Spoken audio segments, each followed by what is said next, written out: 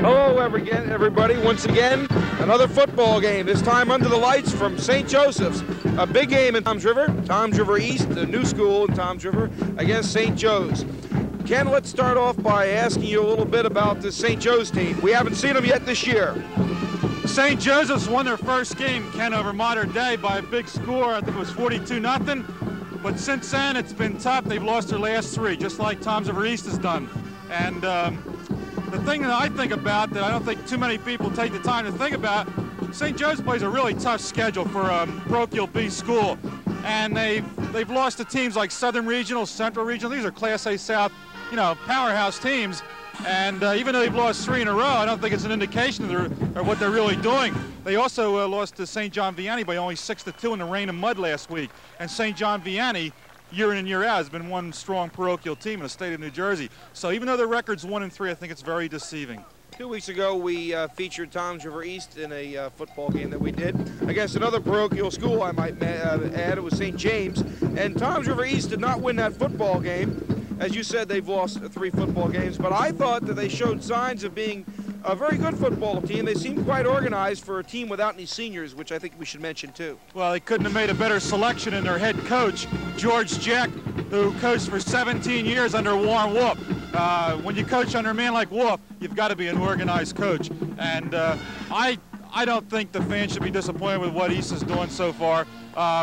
They don't have an easy schedule either. They played Madison Borough, which was state champions in Group 2 last year. They have an undefeated winning streak going, which is the longest in the state. So when you lose to somebody like that, you're playing a good football team. We can't forget that Toms River East does not have any seniors. They all came from different schools thrown in together. I think the job that Jeck is doing is really great for the first year. All right, you mentioned brick. Before we went on the air here, you mentioned to me something about a brick connection. Why don't you tell me about that? Yeah, it's kind of an interesting facet, Ken, of tonight's game. We got a brick connection on both sides tonight, the head coaches. I told you George Jeck coached for 17 years under Warren Wolf at Brick High School. Of course, he also coached here at St. Joe for 2 years. 1 year as an assistant, and then 1 year as head coach, and he went back to Brick. But on the other side, Dennis Toddings, the coach of the St. Joe Griffins, was on the first teams at Brick High School, and Warren Wolf opened the doors back in 1958. As a matter of fact, he started for 3 straight years, sophomore, junior, and senior year. He was the first All-State player. They've had so many at Brick over the years, but Toddings was a great star at Brick, and it's kind of interesting. You got a former coach at Brick for many years, and a player who started a program at Brick under Warren Wolf. Okay. One other point I'd like to mention. I don't know whether it'll mean anything in the game or not, but Toms River East has not played, nor have they practiced under the lights, and they'll be playing here at night.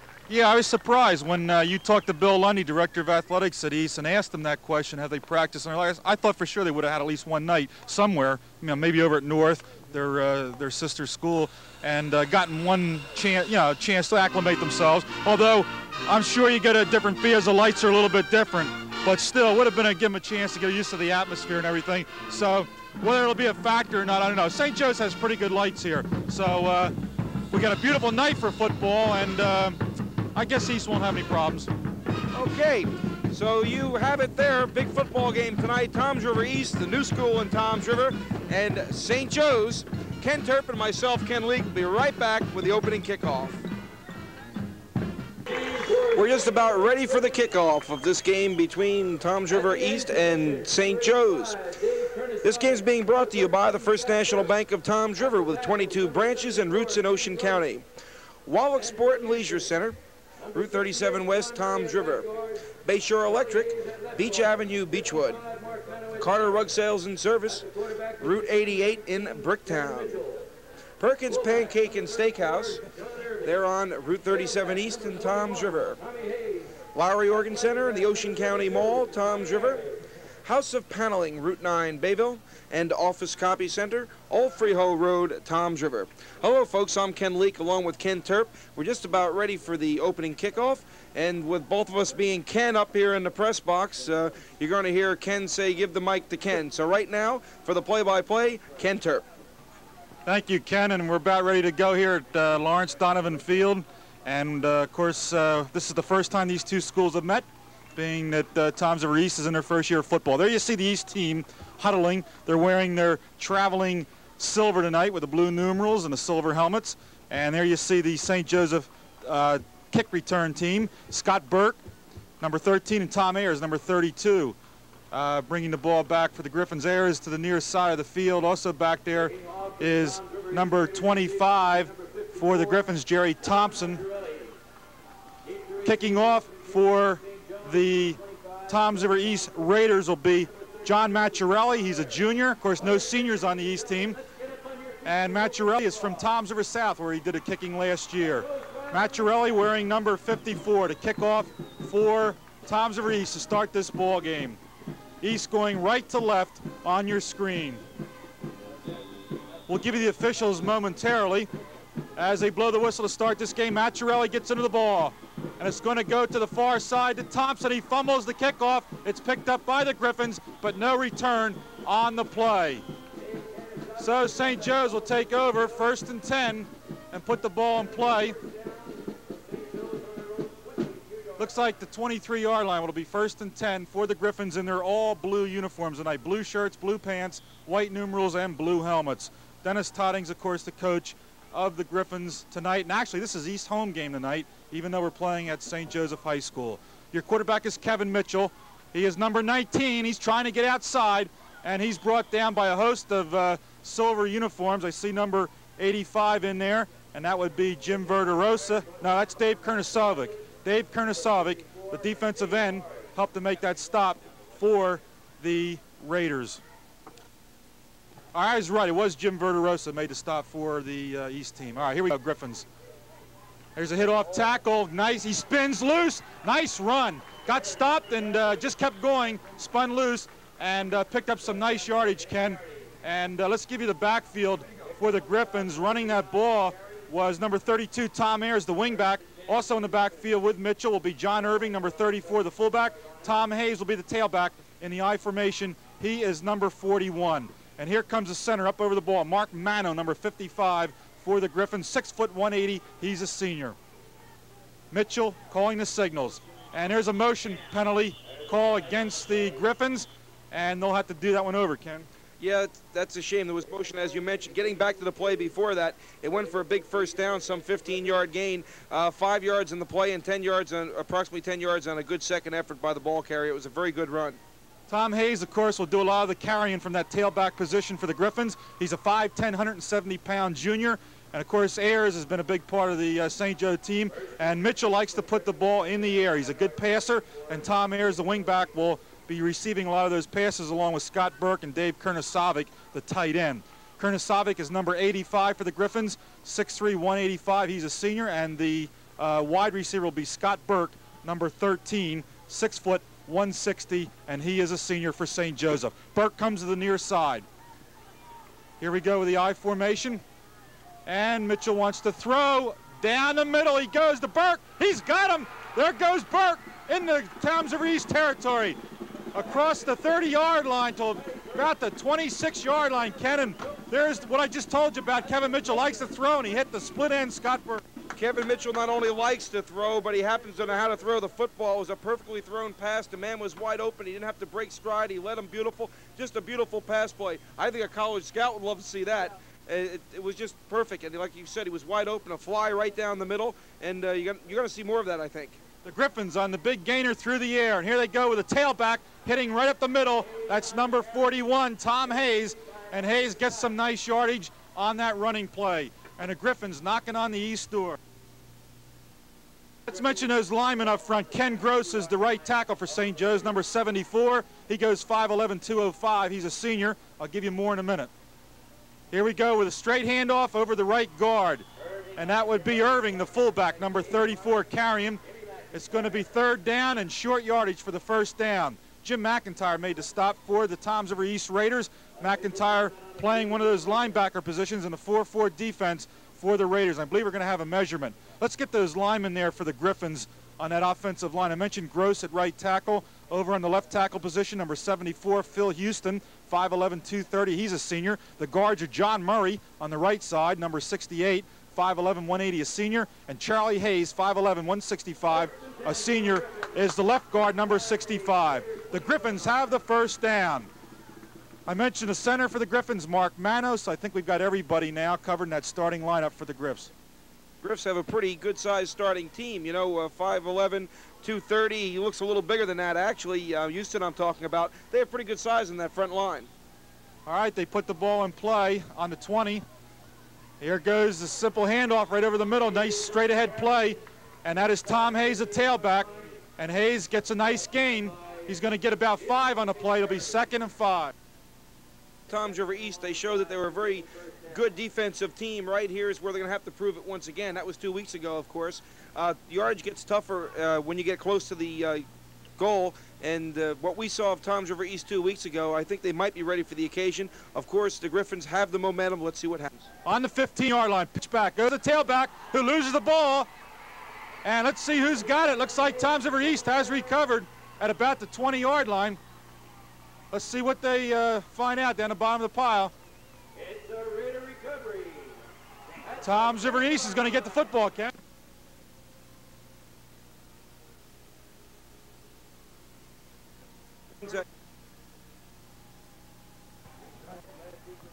And it's changes the momentum of the game right there. It's a big play for Toms River East, as you just saw the fumble once again.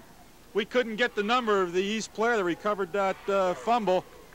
East puts it in play for the first time tonight on offense. Here we go with the halfback carrying the ball, nowhere to go. In that backfield, the quarterback is Nick Arminio. He's number 7. Also in the backfield, Vince Gearity, number 24, one of the halfbacks, along with Jim McIntyre, number 30, who is also playing linebacker. We mentioned him a little earlier. And East is shuffling in some substitutes already.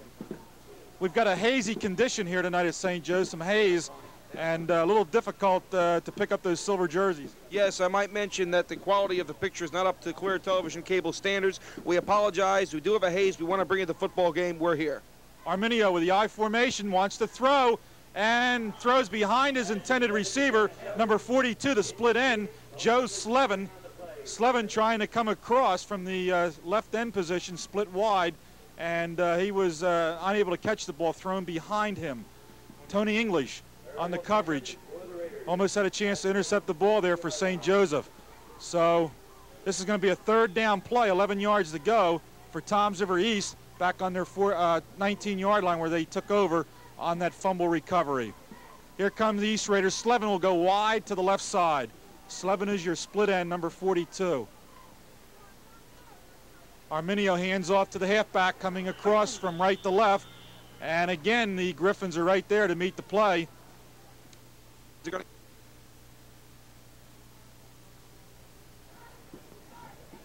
As we said before, they're really moving the ball, the Griffins. When they had it, they're going to get it back in much better field position, it looks like, than they started the first drive.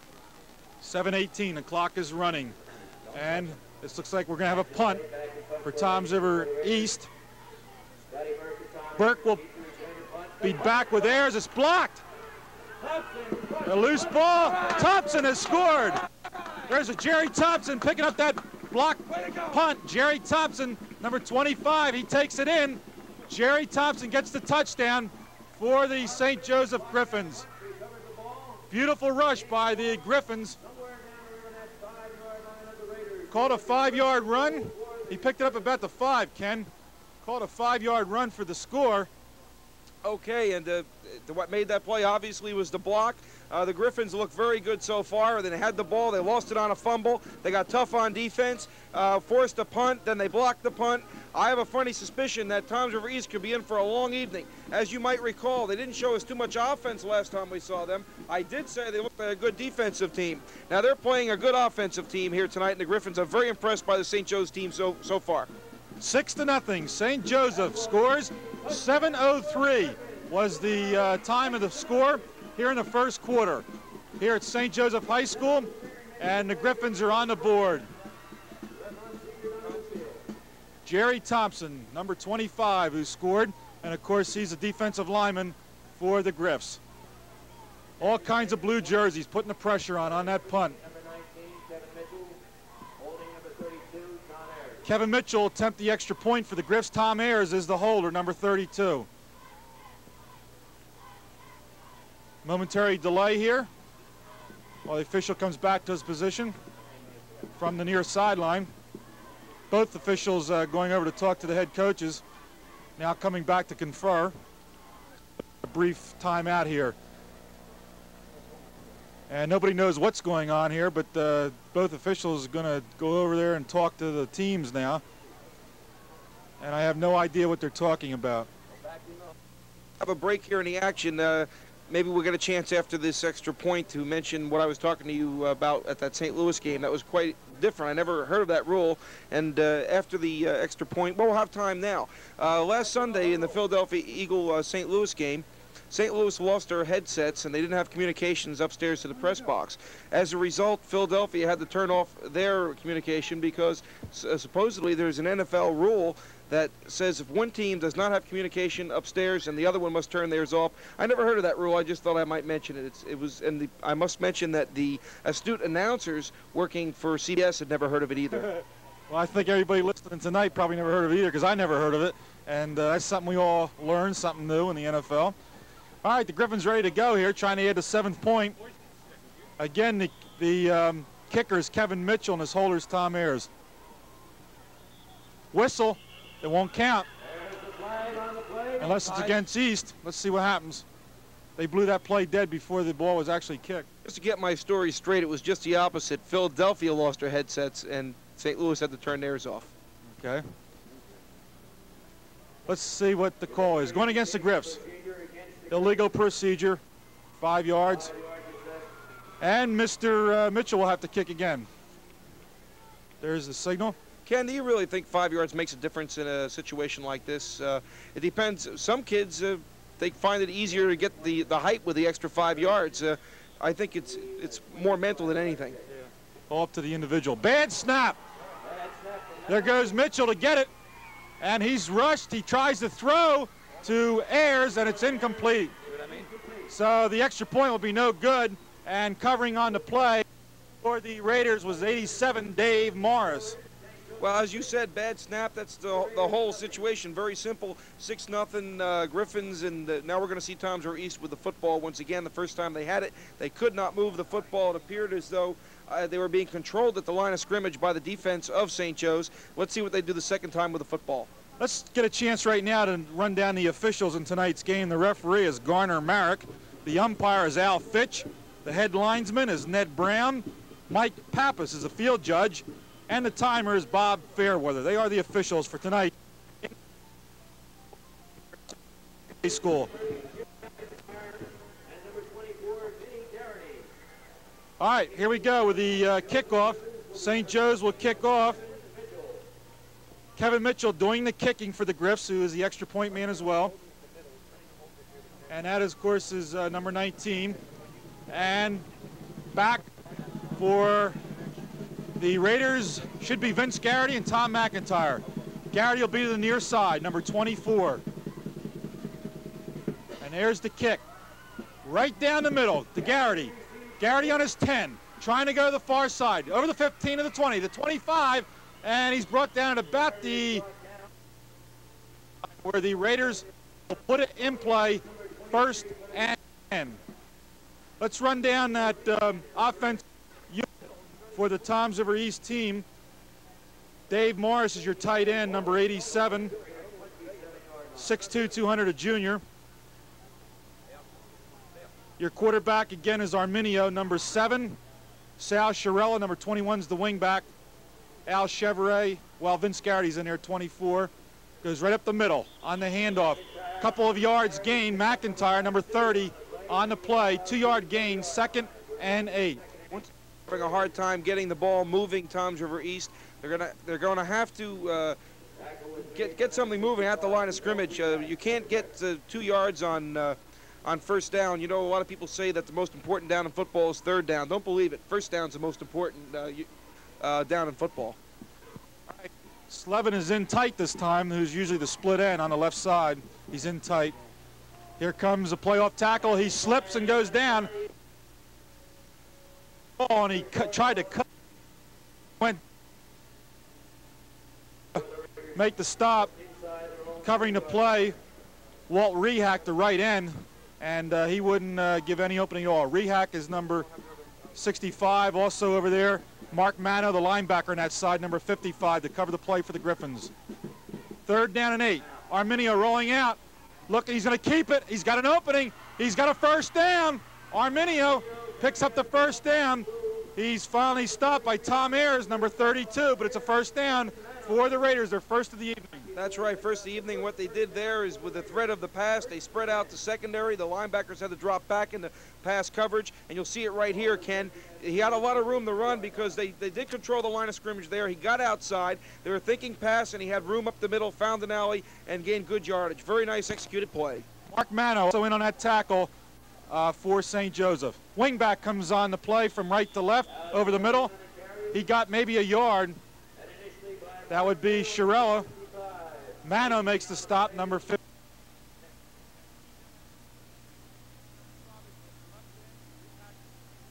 Kowinski is the left tackle. Greg Brewer, the right tackle, number 75. Korinsky's number 60. Thompson, who scored a touchdown as a nose guard, number 25. The linebackers, John Irving, number 34. On the right side, Mark Mano, number 55. And they all come up tight on this one. Arminio still got the ball.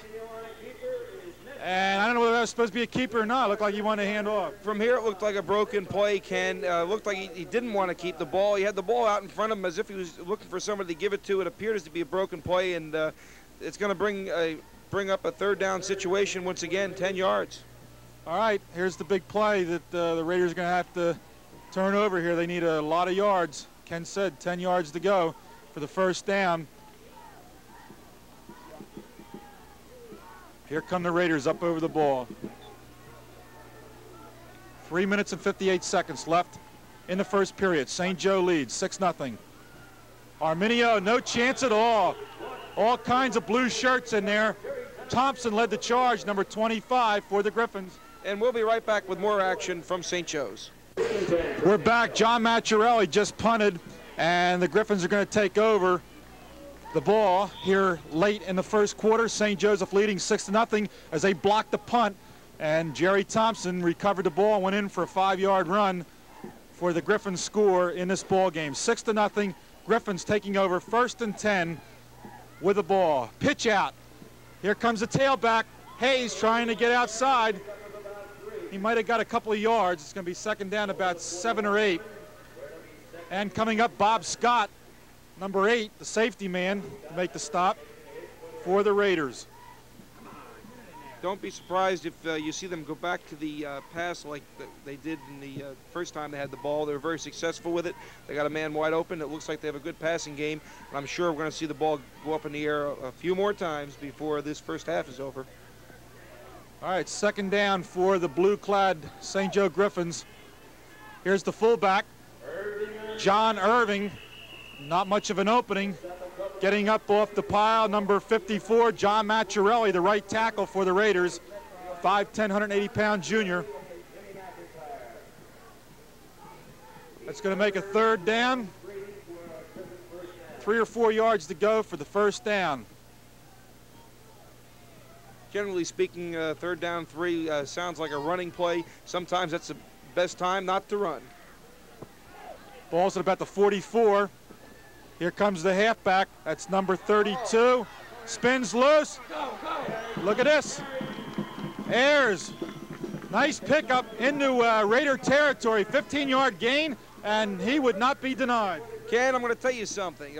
Ayers got a 15-yard gain on that. He got 2 on the play for his blocking. And here, take a look at it there. He's hit right there. He stopped. All right, now watch this. That's what you call second effort. That's what coaches talk about when they say, give us 100%. Jim McIntyre finally made the stop from his linebacker position. Here it goes to Hayes, and Hayes hit by about 6 silver jerseys. Bob Scott again coming up from the safety position, number 8, along with number 85, and that would be Jim Verderosa, number 85. He's the left tackle, 6'1", 200-pound sophomore. By the way, Ken, Jim Verderosa is one of the stars of the Toms River Little League team that went all the way to the Mid-Atlantic Championship a year ago last summer. It was quite a story of the Senior Division Little League. Jimmy Verderosa is one of the stars on that team. And he was at North last year. Here we go. Here's a pitch to the near side. That, of course, is Tom Ayers, the wingback. He takes the Mitchell toss, scampers down in front of the St. Joe bench, and he doesn't get the first down, but he's going to need about 4 yards, 5 yards for a first. Pick up, yeah, we'll give it a 5 yards for another first down. Third down play coming up. And here you see number 19, Mitchell, the quarterback, looking over to the Griffin bench. Here comes the play in with Scott Burke, the split end. 45 seconds, the clock has stopped. St. Joseph on top, 6-0 in this Toms River rivalry. Burke is split wide to the near side. Slot back to the right. Here goes Hayes. Nice opening. First down. Hayes, no one laid a hand on him, Ken, as he went through that line of scrimmage. Ken, you said nice opening. That was the understatement of the year. That's what they call blocking, all right? You're going to see another look at it here on replay, and you're going to see, again, how coaches tell kids how to block. You're going to see a hole they can put a Mack truck through, and that's when the linemen make a running back look good, not taking anything away from the running back, of course. Here's a good effort there, getting a few more yards. But the linemen on the right side did their job. Jim McIntyre again on the stop. 5'9", 165-pound junior on the left side at linebacker. The ball's at about the 29-yard line. Mitchell wants to throw. Plenty of time. And the receiver's tripped up, and it looks like a flag down near the goal line. That was Ayers, the intended receiver. There was 2 silver shirts in front of him. They bump, and there's a flag right on the goal line. That's always a real tough call to make, and I think maybe we'll get another look at this. Now you watch, he trips over the defender, and it's a judgment call by the official. You can debate it all day. It's hard to say whether or not they're going for the ball and whether it was the offensive man's fault or not. The official says that it's the offensive man interference. Fine. I was just going to say it's a judgment call. I thought it was going to be against the defense. Well, then the official saw it the same way I did. I was going to sneak my way out of that one. Well, I guess I was right. All right, it came all the way back to, where are we now, about midfield here? Let me get my bearings. We're just short of midfield. Okay, 49-yard line of East. Mitchell again straight back. Here comes a rush from the left side, but he gets it off a screen pass to number 34, the fullback, John Irving. John Irving still fighting, and after all that, he got about 4 yards to about the 45. So they got a long way to go.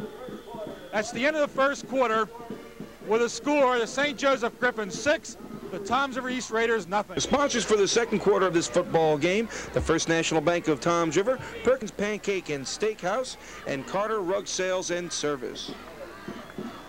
All right, we're having a momentary delay here as we get ready for the start of the second quarter. As we told you, the St. Joe Griffins capitalized on a break in the first quarter. They put a severe rush on John Machiarelli, the punter for Toms River East, blocked it, and Jerry Thompson was right there on the spot, picked up the ball at the 5-yard line, took it in from his nose guard position for the score. Jerry Thompson, nose guard. Nose guards like to score touchdowns. They don't get a chance to do that very often. Mitchell completes the pass down about the 31-yard line, and that was completed, I believe, to number 88, Bernie Lorenz, number 88, 6'2", 185-pound senior. Bernie was wide open across the middle. You'll see it right here. Another look at the play. He just went right across the middle into the gap in front of the defenders, and he was. The ball had to be thrown right. It was thrown right. He was open. It was a good play. Period. Reminder: if your picture looks a little hazy tonight, we have haze here on a warm night at St. Joseph. So it's not the camera, it's not your television, it's the conditions here on the field. We have a little bit of a smog problem. Here's the field goal attempt. It's going to be short. Number 19, Kevin Mitchell, attempting that long field goal, and it's way short. There is a flag back where he attempted the field goal. Back, well, let's see what the illegal procedure against the Griffins. So let's see what East decides to do. Bob Scott looking over to the sidelines, the coach George Jeck of Toms River East. Let's see if they'll just take the ball or march off the penalty. Let's see what they're going to do. I imagine East would like to get their hands on the football. They haven't had it too often tonight. If East does get the football, the only real success they had is when they spread the defense out, that option where the quarterback rolled out and he had a little room. That was really the best play of the night so far. You might see some more of that. I always like a play like that anyway. I always like a play where you spread out your defenders, give yourself a little bit of room, and I'm not taking anything away from anybody saying that they can't block, but it makes blocking easier when you have room to work with. That's why a team like Oklahoma, you'll see wide gaps, because you can get, the wider the gap, the easier it is to make a block, really. All right, the Raiders refuse a penalty. They take over in their own 20. Here's a draw play, and not going anywhere. Kurnasavic came in to smother that play for the Griffins along with Mano, number 55. Draw play does not work. They lose a yard on a play. It's going to be 2nd down, 11 from the 19. And substitutes going in and out of that huddle for the Toms River East Raiders. Both teams 1-3 coming in this ball game. Won their opener and then have lost the last 3. As we told you in the pregame, St. Joe's playing some pretty tough teams. And of course, East playing teams like Madison Borough, state champions last year. Again, no opening at all. The Griffins just completely smothered the play. And again, coming in is Kurnasovic, the left end, number 85, to lead the charge for the Griffs. And Kurnasovic looking very good on defense from that left end position. Really, the front 7 or 8 kids on defense all look real good for the Griffins so far. They're playing real tough. They're not letting Toms River East control the line of scrimmage. They're not letting the holes open up the way East would like to have them. And that's why I say that I'm afraid that Toms River East is going to have to go outside one way or another. Here come twin wideouts to the near side for the East Raiders, and they didn't get set at all. That ball was snapped before they got set, and this play's not going to count. That's a pass to, is that Gearity who received the pass? It looks like. Yeah, it was Gearity on the pass reception. What happened on that play, Ken, was East was trying to send 2 receivers. Watch this. Well, our camera's on the main part of the play. You won't see the receivers. There's Gearity catching the ball. They tried to get 2 wideouts to the near side, but one didn't get out in time. One didn't get set. I would like to mention that Toms River East is trying to spread out the defense, as I mentioned, the screen off to the right there. I think that's what they're going to have to do unless they can loosen up the front 4 or 5 of the Griffins, but right now it doesn't look so promising. Tom Ayers drops back to receive this punt for the Griffins. He's on the near side. Machiarelli will have to punt. This time he gets it off. He gets a nice high punt. Burke is going to field that punt. Good field position. Trying to get to the Griffin sideline, and he's tackled short of midfield at about the 47-yard line. McIntyre comes in on a stop, and he's playing a super defensive game for Toms River East. His brothers were well known at Toms River North. He had a brother Joe as a quarterback and a brother Dave that was a good running back, played for the Ocean County All-Stars in the first game against Monmouth County a year ago last summer. So another McIntyre, this time for Toms River East and not for Toms River North. He played a very good game 2 weeks ago when we saw him too. Once again, I'd like to remind you, it's the first time we're looking at St. Joe's, and I'm quite impressed. Here go the Griffins. Tailback, Hayes up to midfield. Got about 4 yards on a play. That's Tom Hayes, the workhorse tailback. He just dove, hurdled the defenders, and came down on the 50-yard line.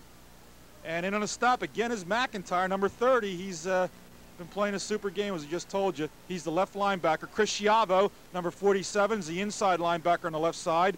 And number 51, Mark, his brother, Mark Schiavo, is the right inside linebacker. And Jim McGarry, number 80, is the right outside linebacker for the Raiders of Toms River East.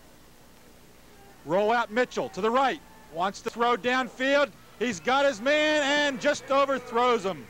Lorenz, the intended receiver, and he just missed the hookup. Yeah, right. He just missed it, and it was a beautiful executed play. He was open. You're going to see him go back to that, because we'll get another look at it here. You can see that the receiver had to step on the defender, and he was open. Good blocking, I might add, too. Good blocking at the line of scrimmage. Plenty of time to throw.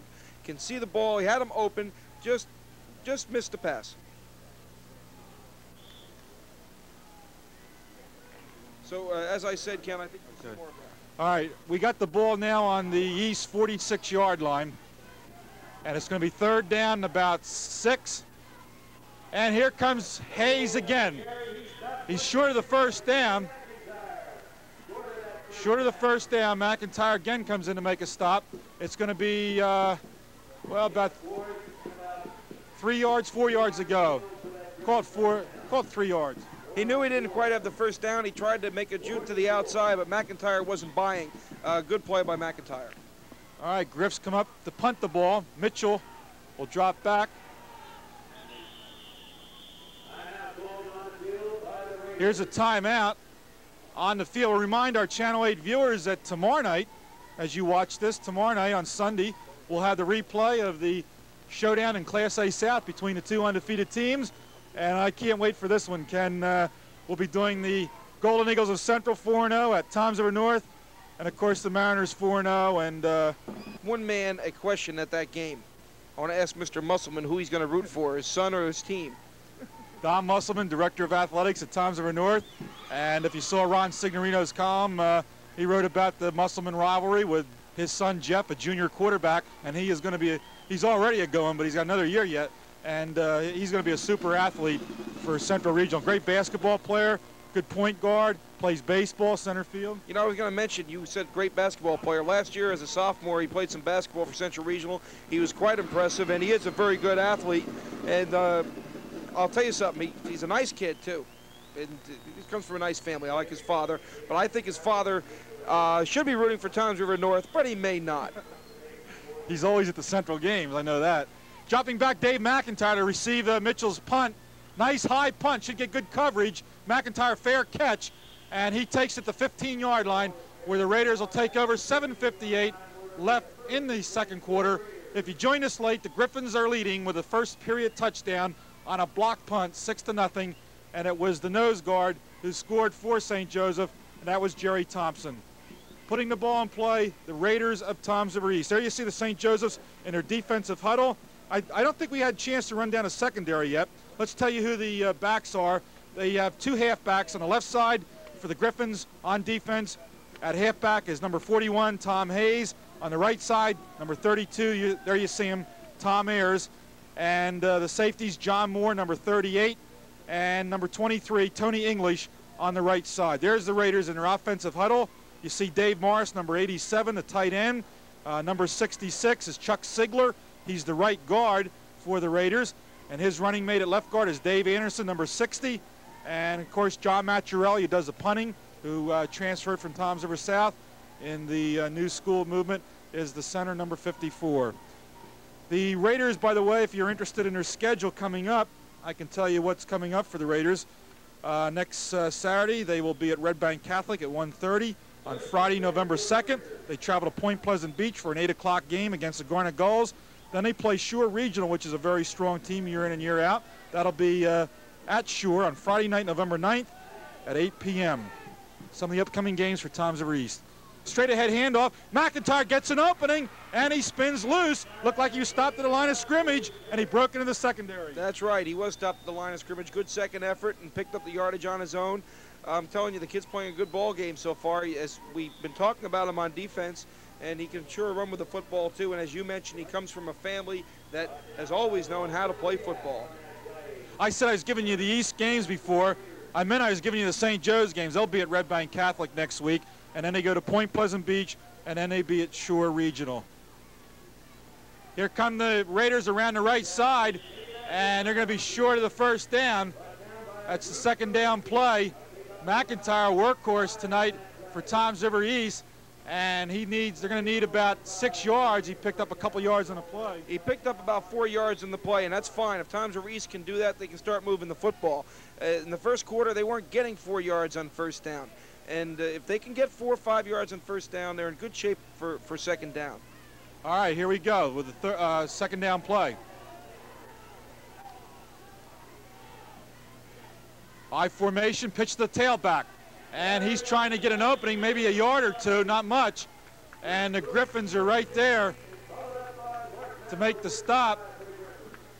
So not much of a gain there. It's going to be third down, long yardage. They're going to need, they got about a yard on a play, so they need about, we'll call a long 5. That's what I was going to say, a long 5, Ken. They got plenty of room to the left side of the field. If you remember in the first quarter, they had the rollout pass that got them some yardage on the keeper. Who knows? They might come with something like that as they put the split out to the left. All right, again, they show the eye. And there's a mix-up in the backfield. And Mano comes in there to put the pressure on number 55. And also in there, Thompson, number 25. And they bust the play up for the Griffs, and they're going to force a punt. I tell you the truth, Ken, I couldn't tell from here what the play was supposed to be. I'm under the impression that my guess of what they might do was wrong. It didn't look like they were rolling. Here's another look at it. As you said, it's a busted play. It looks like some sort of a crossbuck. Yeah, I think the right half was supposed to cross over with the ball, but he didn't get a chance to go anywhere. Machiarelli's got a punt. Ayers and Burke back for the Griffs. A long punt over the head of Burke. Wow, super kick. And Ayers is going to let that one roll. And coming down to cover the play is Slevin, number 42, for the Raiders. And that was a super kick by Machiarelli. Got him out of the hole. You better believe that was a super kick. And Slevin did the right thing there, too. The ball started bouncing back upfield. And he caught the ball and really put the Griffs back in the hole. It was a great kick. One of the best kicks I've seen this year, Ken. All right, nice play by John Machiarelli. And that'll put the Griffins in rather poor field position. Let's see if the Raider defense can take advantage. That ball's back at about the 17-yard line where the Griffs will put it in play. And the Griffs get a nice run right up the middle. John Irving, number 34, got a nice quick opening there, and he took off, and he picks up the first down, gets them out of trouble right away, and gives the Griffins good field position. And, boy, that was a quick-hitting play. You know, I love your expression. He got a quick hole because he's a quick kid. And here's another look at it right there. You can see he really ran. By the way, he was hit real hard by number 42.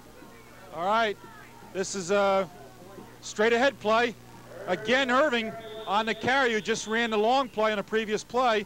And he got maybe a yard or two on the carry. Let's see if we can get the tacklers for East. Ken, I'll tell you, I'm having trouble reading the numbers. They got some mud on those silver jerseys, and I'm having trouble reading the numbers for Toms River East. Well, we're going to hang in there. Toms River East numbers are getting hard to read. As you mentioned, the field is getting a little muddy, and not to mention that we don't have the best visibility tonight, which brings me up to the subject. Once again, I'd like to apologize for the picture of this game. It's not the quality that Clear Television Cable likes to have, but we're here. We want to bring you the game, and we hope you enjoy it. We'll be right back with more action from St. Joe's.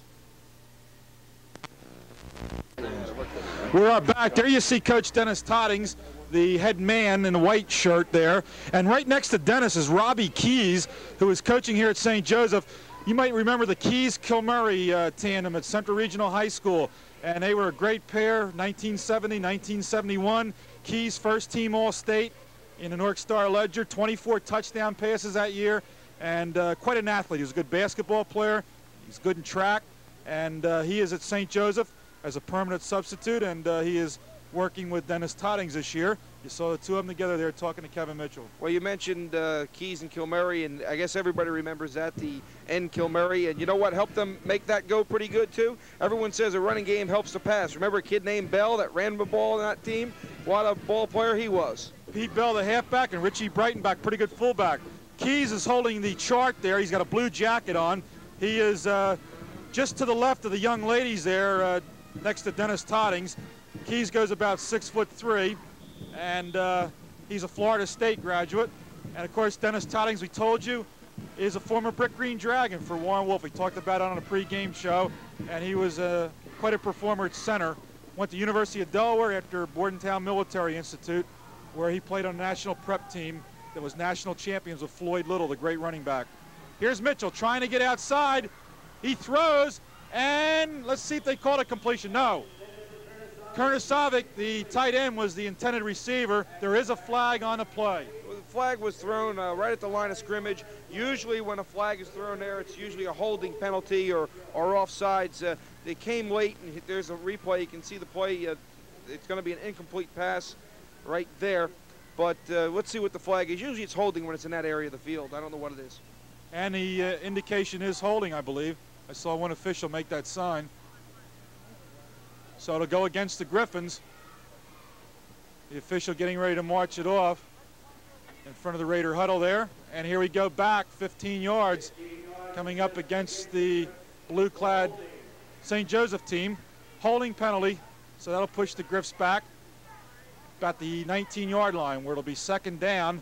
They've got to come all the way up to about the 42 for first down. And the Griffins come up. Let's see if they go with a rollout again. Mitchell dropping back, straight back, plenty of time, lost it down the near sideline, intended for Hayes, and it's incomplete. Covering on the play for the Raiders was number 80, Jim McGarry. Good coverage that time, the ball overthrown, and again, I keep thinking that I'm waiting to see them break one of those passes because they have been open, generally speaking. The one over here about 5 minutes ago. You know, Ken, I just have to mention, there's only 4 minutes and 22 seconds left in this first half, and time goes fast when you're having fun. It seems like we just came up here. And I'd like to also mention that this is the nicest press box I've been in this year, and I'd like to compliment the people at St. Joe's for this fine facility. It's a beautiful press box. Plenty of room up here in the Griffin press box. Here's Hayes. He gets some of that yardage back, but he's short of the 30-yard line. It's going to be at least 12 yards to go for a first down. So the Griffs are going to have to punt. They send their punting unit on the field. Jim McIntyre will probably drop back. There he goes for the Raiders to receive this punt.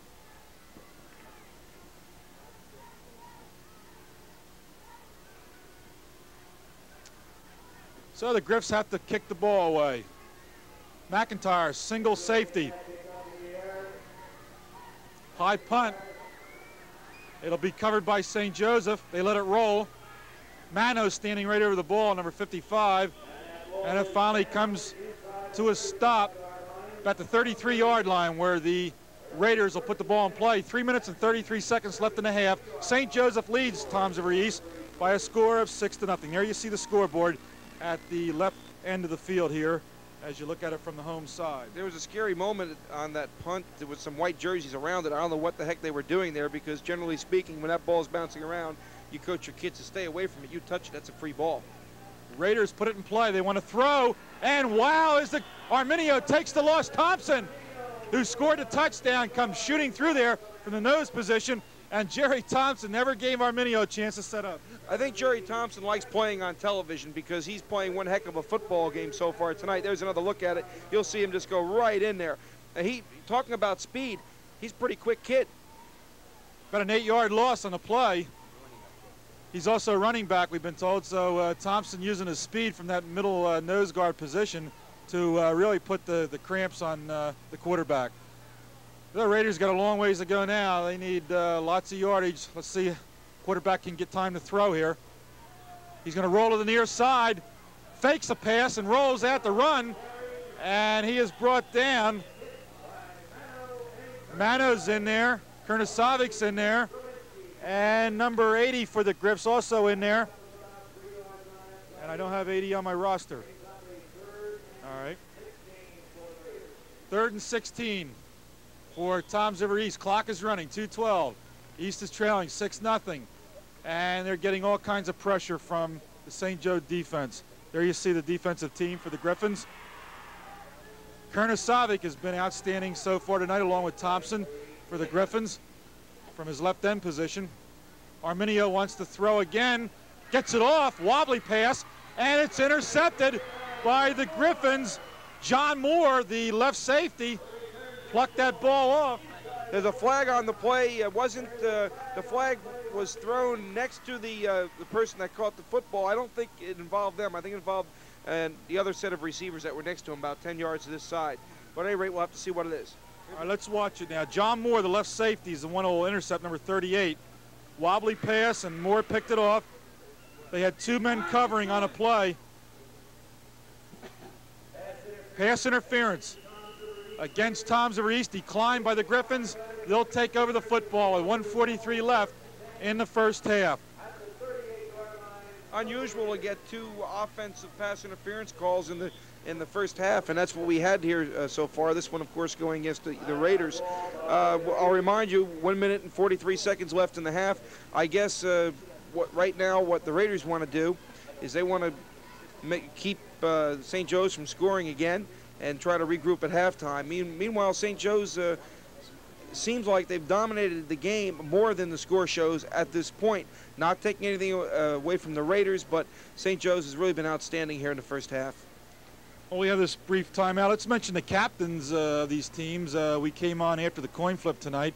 So for the St. Joe Griffins, captains are number 19, Kevin Mitchell, the quarterback, Tom Ayers, number 32, the wingback, and number 55, who's playing a super game, Mark Mano at center. And, of course, he's also on a defensive unit at right linebacker.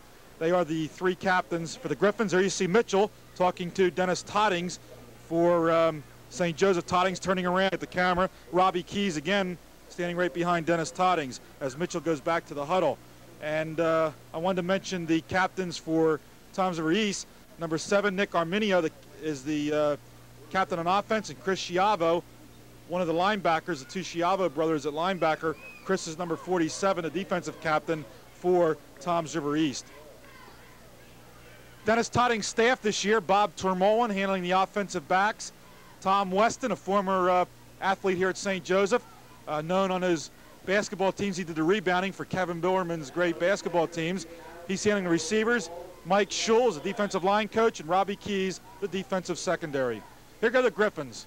Tailback Hayes, and he gets a few yards before he's knocked down. Bob Scott came up from safety to finally stop him, and Hayes is shooting across that line, Ken, and nobody's really laying a hand on him until he hits a secondary. Yeah, he's getting good blocking at the line of scrimmage. He has real good quickness. He's able to get through that hole while it's there and pick up some big yardage. Have to look out for him. He can break it. All right, here we go with Irving. Irving gets some nice yardage. He's going to be short of the first down. There's a flag on the play. Irving, the fullback, carrying the ball, and that offensive line doing a nice job with guys like Ken Gross, John Murray, Mark Mano, and Charlie Hayes, Phil Houston, all up front, along with a tight end, Kerno Savic. Let's see what the call is. Ken, did you see what it was? No, I missed that completely, Ken. We'll have to wait and see what the official says. All right, official talking to the St. Joe captain, so possibly it's going to go against East. Mano up there to decide what to do. He's looking to the sidelines of Coach Toddings, decide what to do. So it's going to be against East. 1 minute and 14 seconds left in the first half as the Toms River East band strikes up across the way. Speaking of bands, Ken, I really enjoyed that show over at Toms River North, the benefit for Jimmy Hall. Toms River East band was there, St. Joseph band was there, along with South and North, and I really enjoyed the whole evening. Yes, by the way, that'll be aired a week from tonight, Saturday night, the 27th. So I hope you people will be watching the Jimmy Alt night, the band concert, taped the other evening at Toms River North. Here comes the tailback, again, Hayes, and he's brought down by number 80, Mark Schiavo, number 51, and 80, Jim McGarry, made a stop for the Raiders. First down, Griffins, and they're down to the 25-yard line now, and they're racing the clock. 1:03, and the clock is running. I formation, Mitchell rolling out to the right. Flag on a play. Mitchell looks downfield. He's got his man, completes it.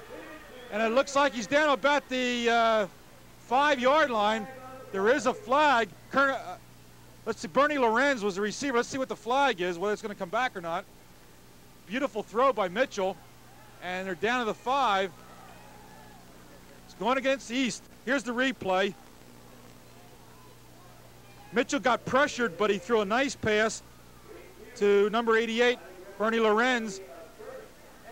It's refused. The call is refused. I still don't know what the penalty was, Ken. I believe it was too many men on the field, and I have to say that our director down in the van, Tim Everett, was very astute color man there. He noticed it immediately. As soon as the flag went up in the air, he said, too many men on the field. Maybe we ought to bring Tim up here and let him do some color with us. I think as long as you mention, you know, I think about this once in a while. You get involved in the game and you forget, but we never thank the guys behind the scenes like Tim, our director, and also our cameraman, who I think do a pretty good job. I think pretty good job is an understatement. I'm very proud of the crew that we have to do football. And again, I'd like to mention that our director, Tim Everett, leads them. And I think that probably we have one of the best crews around. And I know that we get compliments from other people in the business. And we're very proud of our football crew and our crew for all our remotes. As a matter of fact, we're proud of all of our employees. We got 51 seconds left. And the Griffins, Mitchell goes back on the field. That includes you, Ken. Oh, thanks. You never did mention our cameraman's names. Well, tonight we have Buddy and Mark with us. Kevin sometimes works. Right now he's back at the studio working our auction game, which, by the way, folks, Friday night's the antique night on the auction. Here go the Griffins. They're not going to get the touchdown. Hayes is tripped up short of the goal line.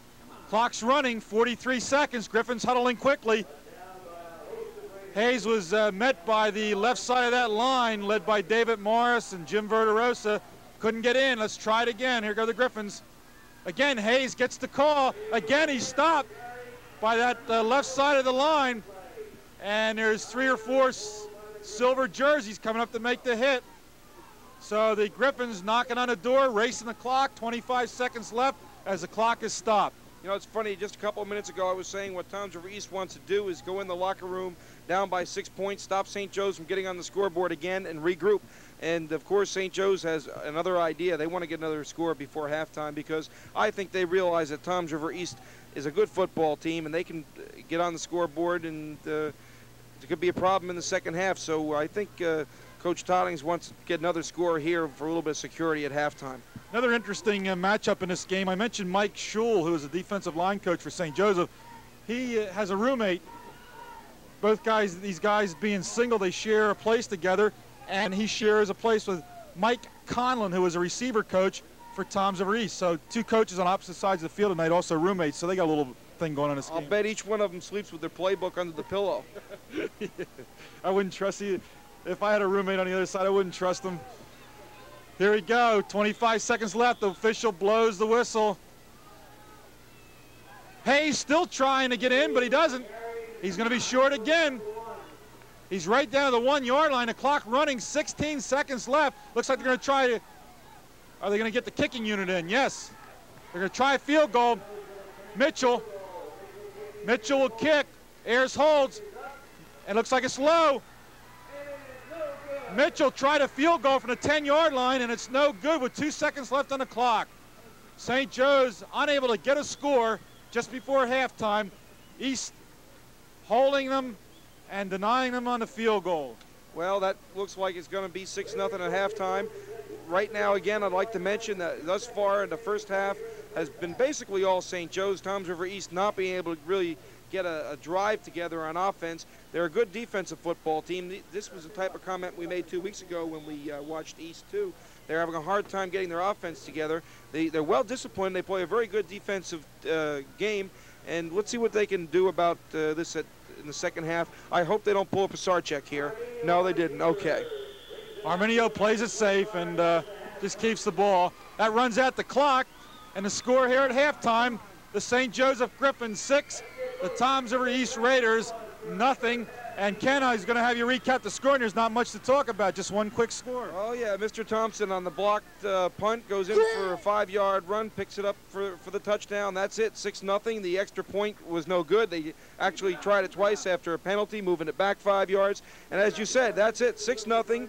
And I'd like to mention, you know, it's funny, but I was talking about St. Joe's dominating the game thus far. The touchdown was scored by a nose guard, not by the offense. I say they've dominated it. They haven't been able to put the ball in the end zone either, but they had much better execution. They had a few long plays. They had a couple of guys open on long passes that they couldn't get it to. When I say they dominated it, they seemed to play better, and they gave you the impression that the scoreboard should show a more than a 6-0 score at this time. It's a credit to Toms River East that it's only 6-0 right now. We'll have to see what happens at halftime. Once again, the score is 6-0. It's halftime. We'll be right back. Well, it looks to me like I think St. Joseph definitely dominated the first half of play, and I'm very impressed by their quickness on defense. And it looks like guys like Mano and Thompson a little too quick for this new line to handle on the east side. And unless East can start giving the quarterback a little bit of time, I can't see him generating any offense. I don't know what George Jeck's telling him in the locker room, but even on the rollouts, when the quarterback tries to roll out to avoid the pressure, he's still getting a heck of a rush. So that's been the story of the game, the rush that St. Joe's have been putting on the quarterback Arminio, and it led to their only score of the game. That's been the difference. Okay, like I said, we don't have too much time. The Toms River East team is already on the field. Halftime's been brought to you by the First National Bank of Toms River, Lowry Organ Center, and Carter Rug Sales and Service. Ken and I will be right back with the start. We're ready to begin the third period of play here at Lawrence Donovan Field at St. Joseph High School. The Griffins of St. Joseph leading the Toms River East Mariners 6-0. The Griffins will be going from our right to left. Starting this period, there you see the Griffins in their huddle. They'll be kicking off to the Toms River East Raiders, and here's Ken Leake to tell you who's bringing you this action. Third quarter is being brought to you by the First National Bank of Toms River, the House of Paneling on Route 9 in Bayville, and Carter Rug Sales and Service, Route 88 in Brick. Once again, 6-0 the score as we get ready to start the second half of play in favor of St. Joe's. I'd like to mention once again that it's a little bit hazy out and our picture quality is not up to the standards that we like to have, and we apologize for it, but we feel it's important to bring you the game, fog or no fog. Kevin Mitchell kicks off for the Griffins. It's a roller, and it's picked up on the first bounce by the up man on the Raider team, and he's going to go quite a distance before he's finally brought down. We'll see if we can get his numbers. He gets up. Mark Schiavo returns that kick to the 46-yard line. So the Raiders get excellent field position to start the second half. And they need excellent field position. They need some kind of break to get them going here. As we mentioned once again, St. Joe's ahead in this game 6-0. My feelings in the first half was that St. Joe's is too tough inside, that East will have to go outside. I don't know whether they can get outside. We'll find out. Wing left formation for the Raiders. Hand off to the right halfback, trying to come around. And again, the Griffin defense led by Thompson right there to stop the ball carrier for Toms River East. Thompson, once again, as you said, coming in from that nose guard position, making a heck of a good play on the ball carrier. That play, by the way, can appear to be a little bit slow developing, and there could have been a breakdown in the blocking as a result of that. We might mention, due to the recent rains, the middle of the field's pretty muddy, and that's why we're having difficulty. The East uniform is pretty well muddied up. Here's McIntyre taking a fake. Arminio wants to throw, and it's going to be intercepted. And it's the guy got it before, John Moore, intercepted a pass towards the end of the first half. The left safety, number 38, picks off his second pass interception. Yes, and John Moore coming across. He was just waiting for the football. He was roaming back there as a safety, and here's another look at it. You'll see he's just back there. He wasn't even covering the man. He was just waiting for the ball, and right there, and playing center field, and sign him up for the Mets. They need a center fielder.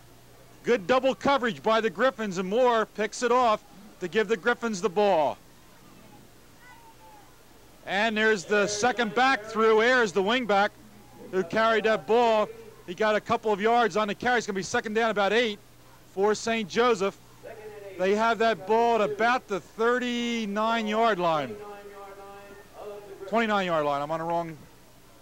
Yeah, 29-yard line. Second down and 8 for St. Joseph. Let's quickly run down those offensive players for St. Joe's on that line. The center's Mark Mano, number 55, played a super first half. Here's a pitch back, and a tailback gets some nice yardage before he's brought down. There may be a fumble. It is. It's recovered by Toms River East. Hayes went high in the air and came down hard and lost the hand on the football. And Toms River East takes over. Hayes, it appeared, though, that he was starting to lose control of the football when he was trying to hurdle over a couple of people, and that was costly. The ball was out from his body a little bit, and as you said, he came down. It was knocked loose. Big break for Toms River East.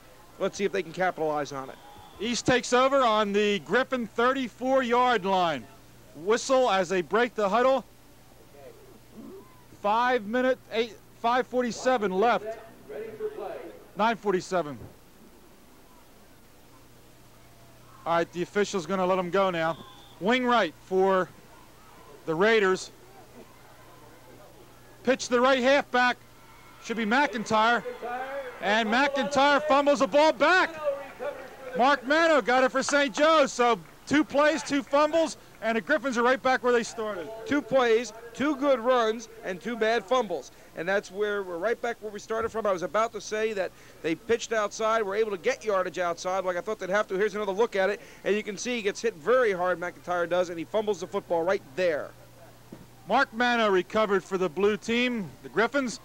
They take over, 1st and 10. Fullback should be Irving. Irving still going strong up near midfield. Beautiful run by John Irving.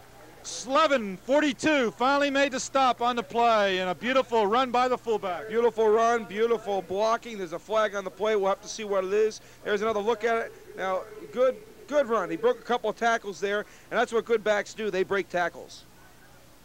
Let's see what the call is going to be. Joe Slevin, the left halfback, finally made a stop. Declined the penalty. The Griffins decline it against Toms River East. What was the penalty, Ken? I believe it was holding. Okay. Personal foul. All right.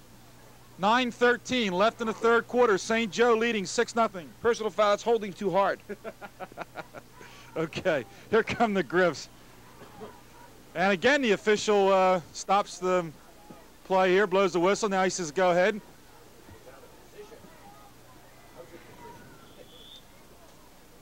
I formation for the Griffs. Tailback Hayes. He's hit behind the line of scrimmage, and he's going to get just about to the line of scrimmage. Ken, I am having a heck of a time picking up the numbers between the haze that we have here tonight and the mud on the dark numerals of Toms River East. McGarry gets the credit from the right linebacker position for making that stop. Good defensive play for the Raiders, playing that 4-4 defense. Tailback again, should be Hayes. Now it's Ayers this time. He got about 3-yard pickup. It's going to be third down and a long 6 yards to go. Call it 7 yards to go for first down. And there wasn't much of a hole there that time. He did a good job getting through the small hole he had and picking up the yardage he did. As you said, picking up approximately 3-4 yards. We'll call it 3. We'll make it third down and 7. 3rd and 7, as Ken told you. Again, the eye for the Griffs. Mitchell rolling to his right, looking downfield, and he throws it, and it's incomplete. Flag on a play, I believe, over on the far side. Schiavo came up, Mark Schiavo, to cover on the play for the Raiders and break it up. Let's see what the flag is. Well, we're going to look at it again, Ken. Maybe we can pick up the penalty here. Here's another look. You can see the quarterback, Mitchell, has a lot of time there, a lot of time. He gets hit just as he releases the ball. It's going to be pass interference. We couldn't pick it up on our monitor. Looks like they're talking to East. It's going to come against the Griffins. The officials talking to the defensive team. 8 minutes to go in the third period. St. Joseph up 6-0, scoring early in the ball game on a block punt. Here's the official coming over to make the signal. So it's going to cost the Griffins. Here comes 15 yards against the Griffins. That's going to push the ball back to about the 36. It is interference against St. Joseph's, as Ken said. Offensive pass interference. So Griffins will have to punt. 4th and long yardage, 21 yards to go for first down. It was offensive interference. Ken Leake just said the 3rd such penalty tonight. Here's a nice high punt. No fair catch. McIntyre tries to spin out. Tony English stumped him right away. No chance at all for McIntyre to get to that near sideline. McIntyre tried, though. He wasn't going to call for a fair catch. His team's behind, and he tried to spin away and go for some yardage. Good effort, good coverage by St. Joe's on that play, I might add, and it was also a good punt. Beautiful play all around, and Toms River East takes over after the punt. First down. Ball's at about the 25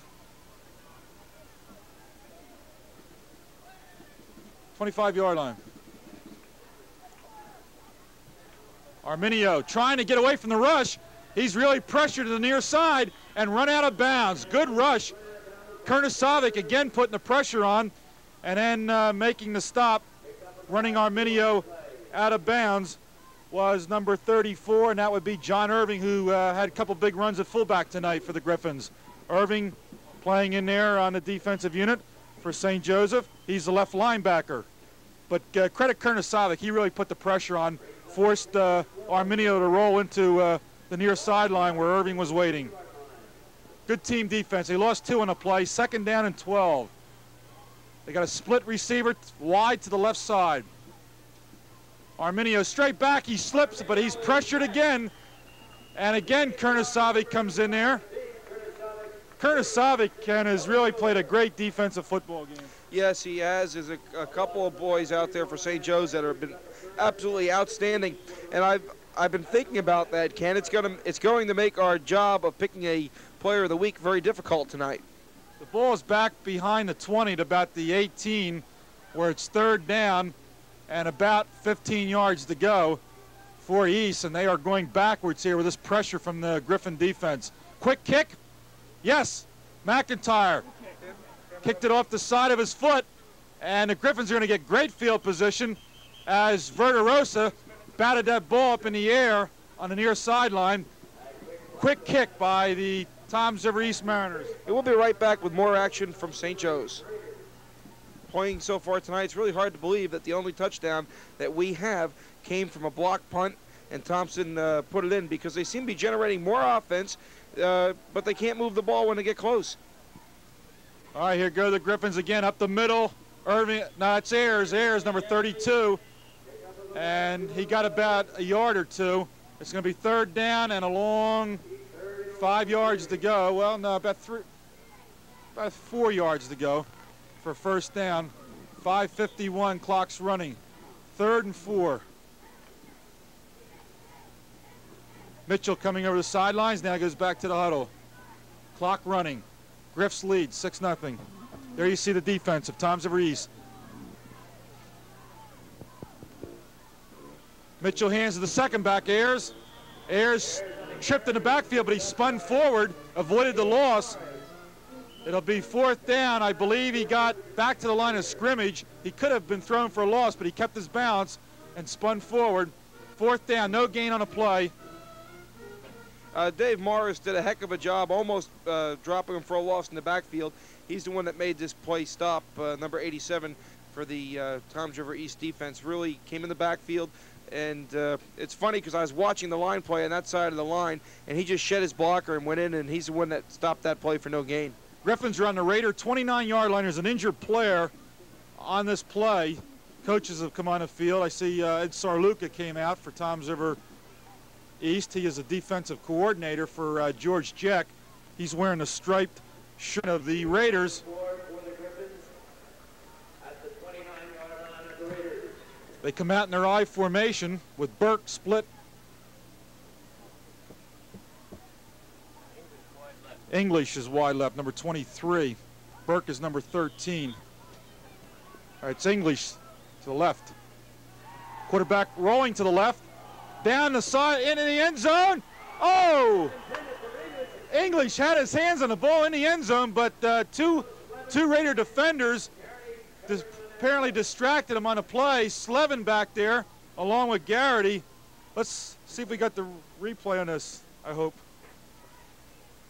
Ken, what made that play go, if unfortunately dropped the ball, was the play action, though. He was wide open, and he's been these receivers have been wide open all night.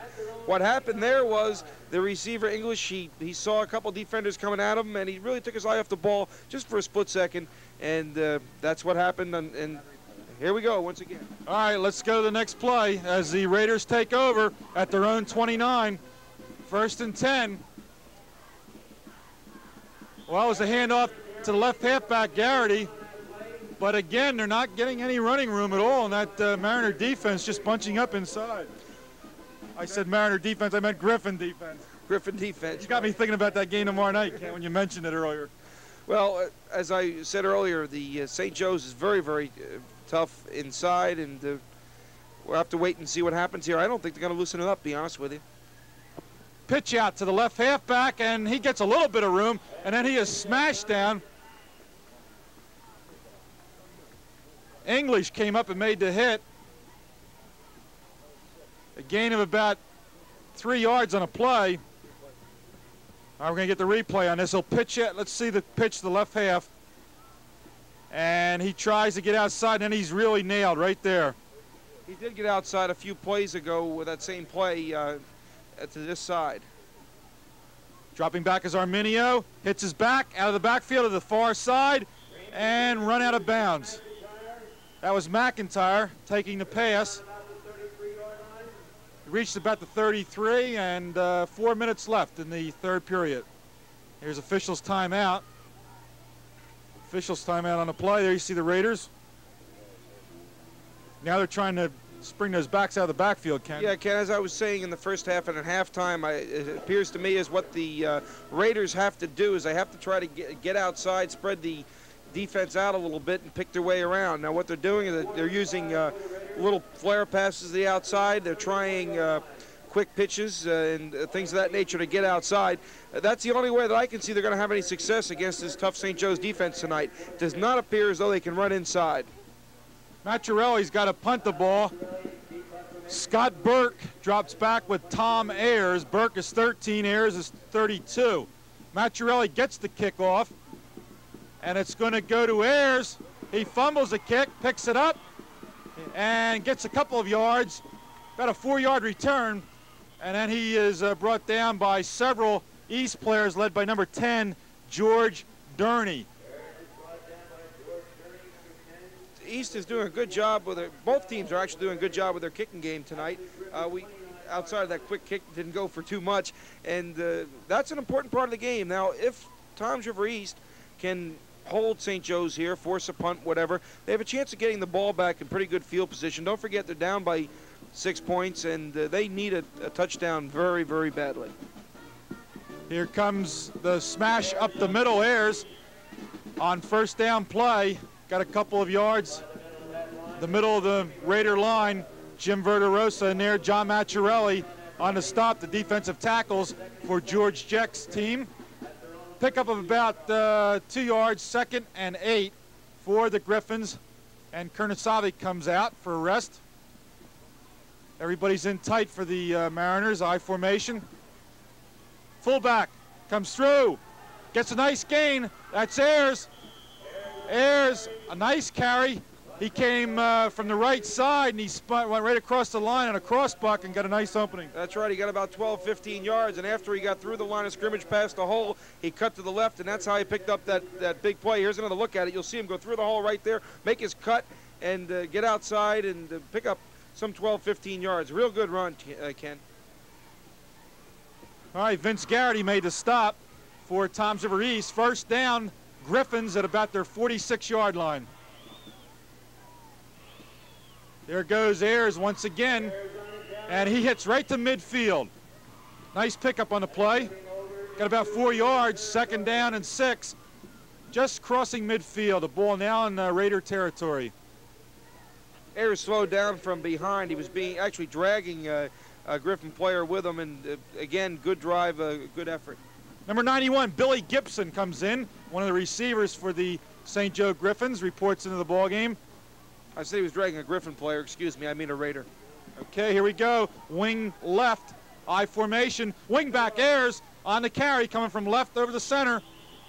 And he is pushed back. I think he got back to the line of scrimmage where it'll be 3rd down and 5 yards to go. Again, Jim Verderosa in there, 6'1", 200-pound sophomore for Toms River East, number 85, to make the stop. And again, we got an equipment problem right now with one of the St. Joe Griffins, and I believe that's Ayers trying to get his shoulder pads tightened up. And coming back into the game, Burke replaces Gibson. Ken, once again, we're faced with a 3rd down, this time about 5 yards to go. This is the kind of call it's really a tough call for a coach, because 5 yards has to be a pretty successful running game to pick it up, and it's you really don't want to put the ball in the air unless you have to. I don't know what I would call in a situation like this. Of course, the coach knows what he has in his playbook. I don't. All right, let's see what Denny Toddings has called here on the big 3rd down play. It's going to be a rollout pass. Mitchell, plenty of time, fakes and then throws it. He's hit from behind as he released the ball. He finally got hit from behind. He had plenty of time. He pumped the ball once, held on to it, waiting for his receiver to get open, and Verderosa got in there and put the pressure on. That's right, and what happened there was the reason the ball was thrown in the ground is, just as you said, he was hit from behind. I might mention that on that particular play, the receivers were covered pretty good. Toms River East did a good job in the secondary that time. Dave Mitchell will punt from his own 37. Gets a high punt. McIntyre, fair catch at about his 15. And the Raiders take over again. 1 minute and 16 seconds left in the 3rd period. St. Joseph nursing that 6-0 lead as a result of a blocked punt early in this ball game, and it was scored by Jerry Thompson, the nose guard. So St. Joe defense making that lead hang tough. Here come the Raiders out of the huddle. unable to generate any kind of an offense here so far tonight. The Griffs playing that 5-man front. Thompson, the nose guard, number 25. Arminio, hands off, and here comes the rack. He got a nice hole. Looked like he was stopped at the line of scrimmage, and he burst through. That would be the wingback, Chiarella. He's a sophomore, 5'9", 150. I didn't see where he came from. There's a whole mess of guys ganged up the line of scrimmage, and he finally broke through. As you said, though, it was a nice hole. It was a good effort. Unfortunately, he actually bumped into and tripped over one of his own men who was blocking for him. It was one of the better plays. Here's another look at it right there. Well, I guess he did get hit by a Griffin to the left. It looked like at first he tripped over his own man. Good game. Clock running, 42 seconds left in the period. Second down, 1 yard to go. Oh, what a hit. What a hit by the Griffins. Number 34 came shooting in there for St. Joseph. John Irving from his linebacker position. He really put a hit on. Yeah, that's how that would be a good film to show how to tackle somebody. Head in, driving. It was really a beautiful tackle. By the way, Ken, the hole was there, and it was filled very quickly. And again, it's going to be third down and 1 yard to go, so no gain on that play. Again, we have an official's timeout. 10 seconds left in the period. We're getting a lot of officials' timeouts tonight, Ken.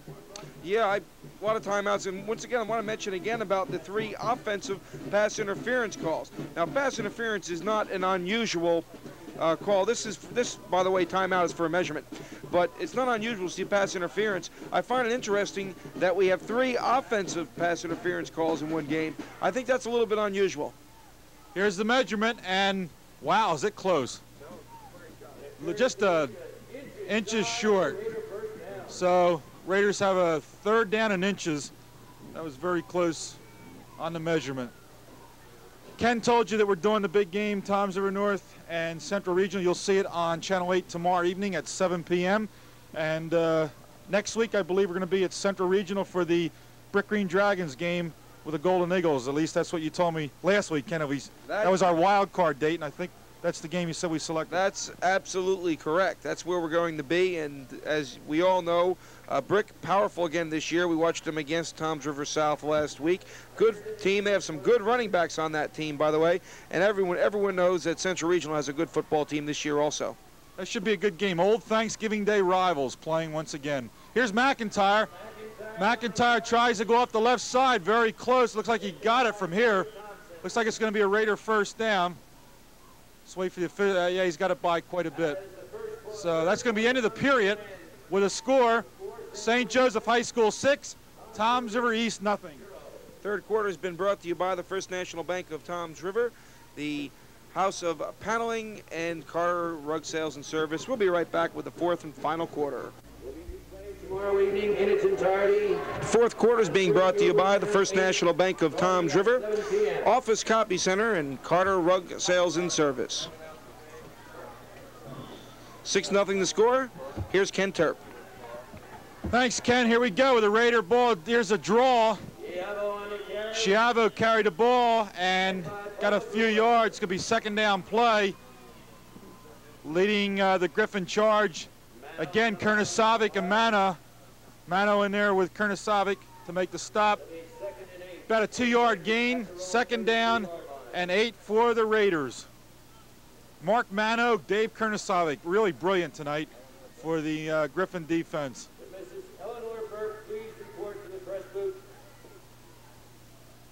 Arminio to throw. Sets up. He is hit. Incomplete. And looks like Walt Rehack came in, number 65, the right end, 5'10", 170-pound senior. Walt Rehack making that sack on Arminio. Third down and a long 8 yards. Ken, we keep mentioning that the Raiders of Toms River East, you almost had me saying the Mariners, aren't generating much offense tonight. Again, I have to mention that it appears as though St. Joe's is generating offense, but they're not getting the ball in the end zone. Again, the only score came on a 5-yard run after a blocked kick. Denny Toddings had enough of last week's close one when they lost the heartbreaker to St. John in the rain and mud, 6-2. Jump pass over the middle. Nice jump pass by Arminio for the first down for Toms River East High School. Let's see if that's Dave Morris, the tight end. I can't read the jersey at all. I think it was Dave Morris because he was lined up as a tight end. I always like that play, Ken. It always appears to be a fairly safe play and a good gap. And the key to it really is the quarterback getting up over the line, having good visibility of his receiver, and getting the ball right to him. You get that ball high, and really you have a chance of it being intercepted. That was well executed. I like that play. First down at the Raider 42. Official throws the flag before they can snap the ball.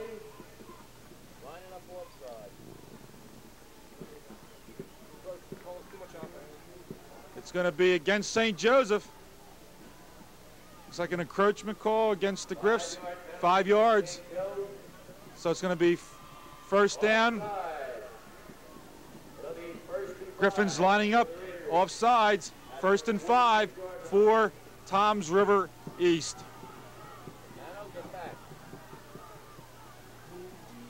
Again, the straight drop back. Pressure's on. He scampers out. Arminio tries to get, he tried to cut back to the center of the field where the open field was, but Mark Mano would not let him get away. Beautiful defense by the linebacker. Yeah, Mano did a heck of a good job there. He just waited, held his ground, he didn't take any head fakes, did a heck of a good job stopping that. Good play by the linebacker. There you see Mano right there on the right side of the screen. He is calling the defensive signals. He's looking to the sidelines. The coach, Dennis Toddings, to call the defense. Bruce Karinsky's number 60. He's the left tackle, and Greg Brewer is the right tackle for the Griffs. Number 75, we mentioned Thompson, the nose guard. Again, the straight drop back. Here's the toss down the middle. Got a completion. First down for the Raiders. Looks like Morris again. That should be Dave Morris again, who caught that jump pass over the middle before. Okay, another thing I'd like to mention here now, we had good coverage. Here's another look at it. The receiver was open. It was a good play. You can see good pass coverage there. Good pass, real fine pass, and a good catch. You see the way he protected the ball after he caught it. Well executed play. Right now, the Raiders are moving the football. St. Joe's has lost a little momentum here. As I mentioned, St. Joe's has been moving the football. They have not been able to score. Right now, the Raiders are marching. Ayers made that stop on that play. Here's a trip in the backfield. Going to lose on that one. They start at the 35-yard line. They're pushed back to about the 37, loss of 2. There's some little fisticuffs going on there, but it was broken up quickly. Second down, a loss of 2. It's going to be 12 yards to go. Okay, good defense that time by St. Joe's. And once again, I'd like to mention that St. Joe's has been playing a fine defensive game, and that in order for the Raiders to move the football, they can't go right at them. And if you think about it, when they have moved the football, they've been going over them and around them, not at them. All right, John Machiarelli over the ball for the Raiders, the center. Arminio, another jump pass. He hits it again. And they found a weakness here, and they're exploiting it. Chiarella, the wingback, made the catch. And the stop by John Moore. He's got 2 interceptions tonight, the safety. Okay, here's another look at this play. I can't help, I like this play. I always like this jump pass. You see again what I mean about him getting up in the air, getting visibility, and throwing the ball right at the belly, keeping it low. You have a low risk of interception that way, and it's really a heck of a good play, and well executed. Again, the Raiders are moving. On the 23-yard line, here's Arminio. He's got his man on a screen pass to the far side, and finally brought down near the 20. And I could just look like Slevin, who was lined up in the backfield, number 42, caught that ball, and he picked up about 5 yards on the play.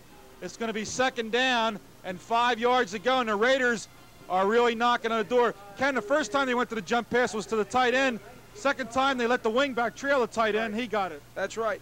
And again, it's well executed. Now this time they go out with the screen to the right. Again, they're not going at him, they're going around them. Pick it up, Ken. Fumble. Loose ball, but it's recovered by Toms River East. But they're going to be lucky if they're back to the line of scrimmage on the play. They lost a couple yards. So that's going to make it 3rd and 9 yards to go. That's a big loss there in a crucial situation. Let's watch the replay. Okay, you see right here the fumble and astute East player picking it up. I didn't catch the number. Who was that, Ken? I didn't get it either. I didn't get the number of that East. McIntyre? Okay, we'll give the credit to McIntyre. Now that brings you to a 3rd down and 9 situation. Now you're not fooling anybody when you're trying to go to the pass or going outside. They're looking for it. It's a little more difficult than it is on 1st down or 2nd down. When you're dealing with a 3rd down, 9 yards, that's when you're taking away your advantage of such things as a play action, because you're not going to fool everybody with play action, and it makes it a little more difficult. Look for St. Joe's to be going for the quarterback and putting pressure on him right here on his 3rd down and 9 play. Ken, while we've got this brief timeout here, I mentioned the St. Joseph coaching staff. I'd like to mention the first-year team over Toms River East under George Jeck. Handling the offensive line for the Raiders this year is Rick Despoto. Mike Conlon is the receiver coach. Mike, of course, was at Toms River North in previous years. Jim Vescovi is the offensive backfield coach for George Jeck. Handling the defense, a man who did a great job for Bob Fiacco at Toms River North, and that would be Ed Sarluca. He is one great coach. Al Zalewski used to be head coach at Harrison, handles the linebackers, and Joe Terrell, the defensive backs. And tell us a little bit about the fine athletic director. Bill Lundy, of course, who was athletic director at Toms River South for many years, and Bill, of course, has gotten this program off to a great start with the new Toms River Raider program at Toms River East High School. Here we go with a big 3rd down play. Long yardage, looked like there was offsides there. Let's see what's going to happen. No flag yet. Arminio takes a big loss. Hayes came in.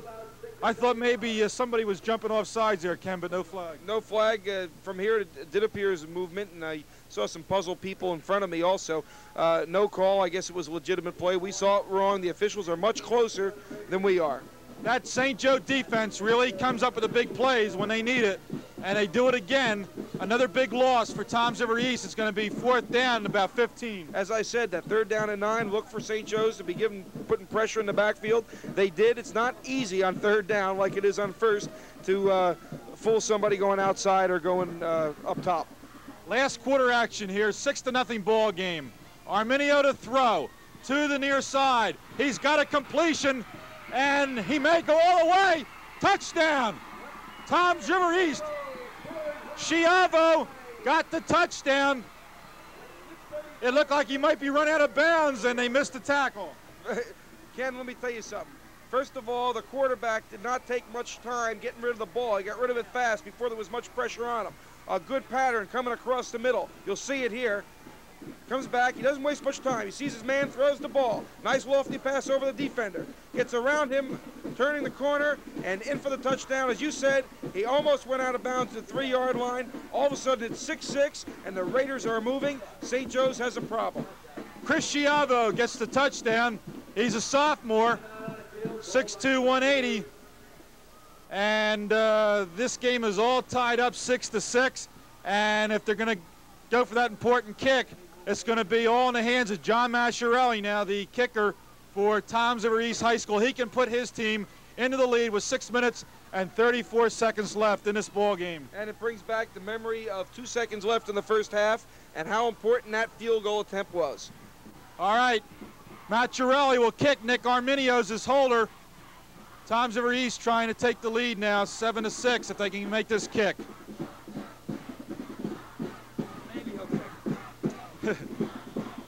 Some conjecture up here as to whether he really will kick or not. All right, Machiarelli, the holder's the quarterback, Arminio. Snaps down, kicks good, looks good. And Toms River East takes the lead, 7-6. Okay, we just turned it around. Now let's start talking the other way. We know St. Joe's has been moving the football all night. We kept mentioning it. They could not get it in the end zone. When we come back from this short break for a commercial announcement, we'll find out what St. Joe's can do with the football. We are back. There you see the visiting stands, and you see the Toms River East Rooters whooping it up as their team comes to life here late in this ball game, and they take a lead of 7-6 over the St. Joseph Griffins on a 24-yard pass play from Nick Arminio to Chris Schiavo, and the all-important extra point right through the uprights, perfect, by John Machiarelli. Machiarelli will kick off for Toms River East. The new kids on the block have taken the lead, 7-6. Now the Griffins will have to come back. Tom Ayers deep for St. Joseph.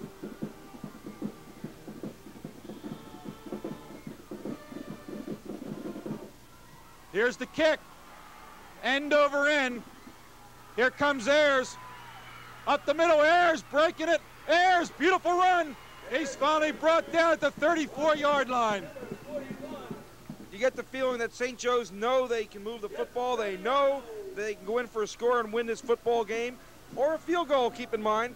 6:28 left in the game. It looks like we might go right down to the wire. Let's take another look at this run, Ken. Here he goes, Ayers. Watch him turn on his speed, and he almost breaks it before he's brought down. Here come the Griffins. Jeff Saviano made that stop for Toms River East. Saviano, a familiar name in Toms River.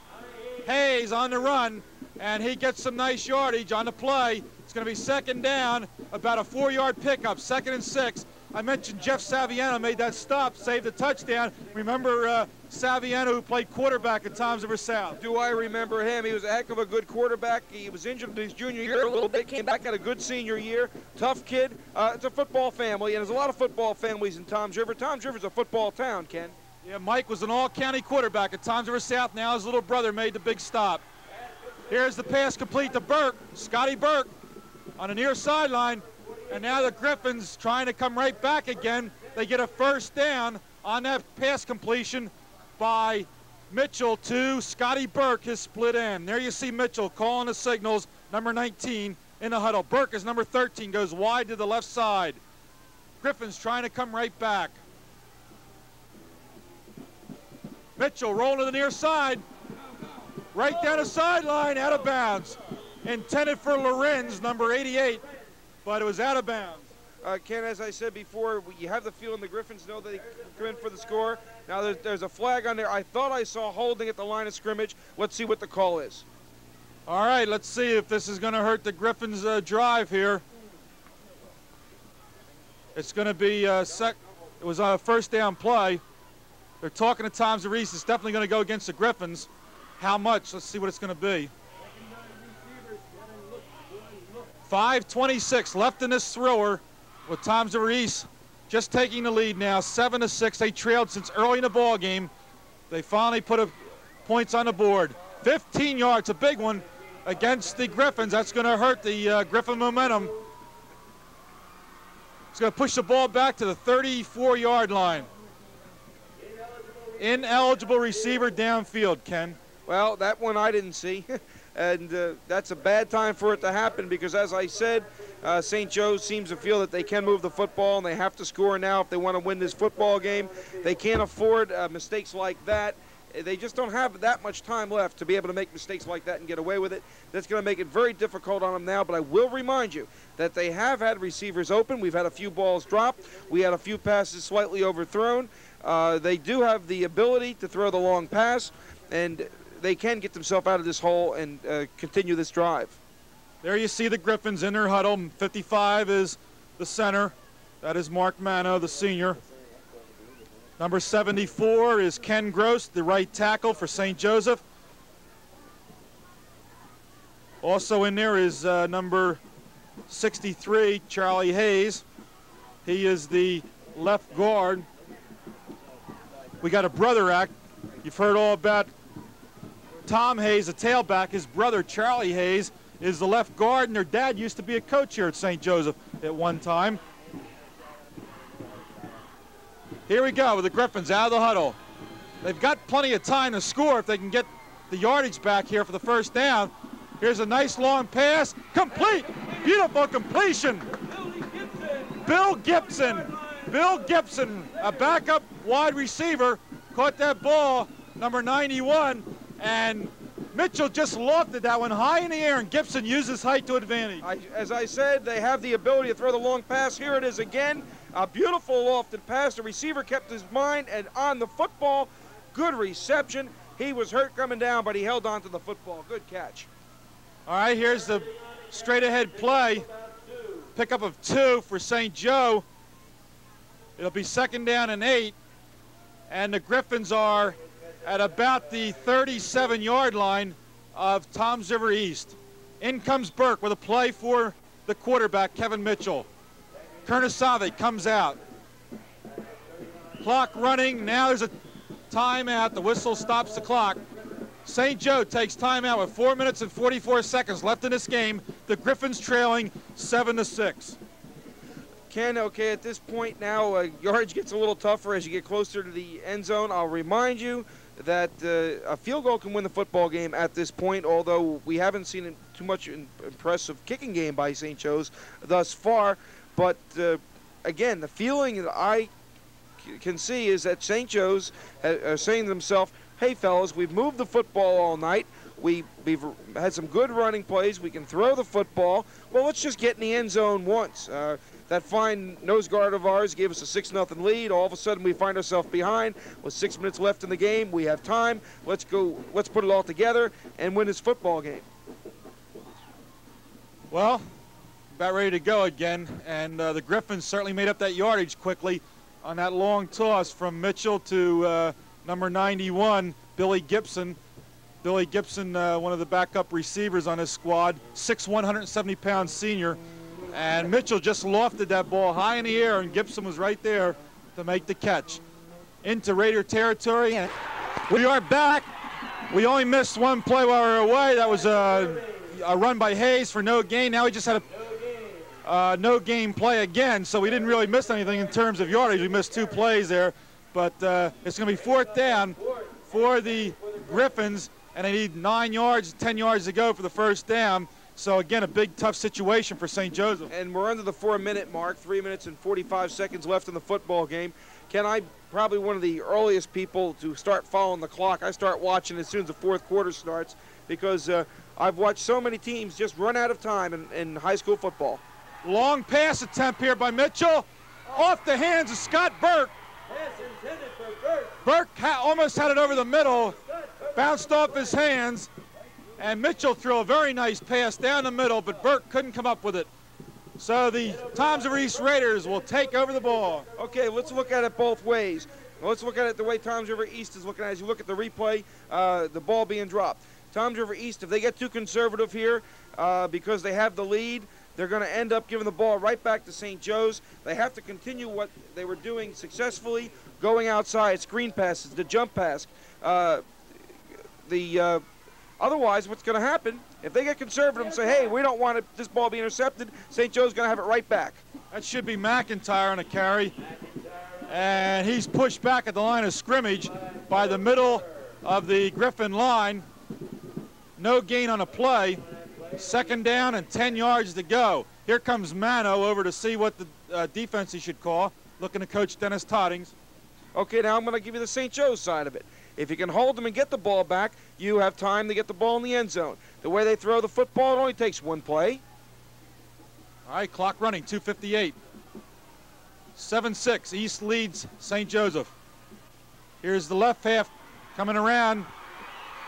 Breaks it down the sideline. Nice run.